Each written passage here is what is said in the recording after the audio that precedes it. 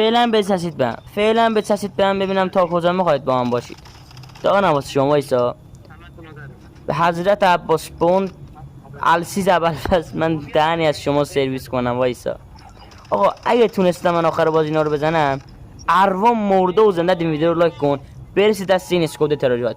خیلی عشقی، دمت گرم.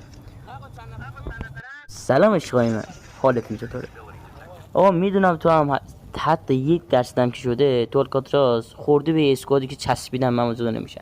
من اومدم امروز درس عبرتی به اینو بدم و اگه خوشت اومد ازم حمایت کن، خوشت هم نیومد اشکال نره داشت من.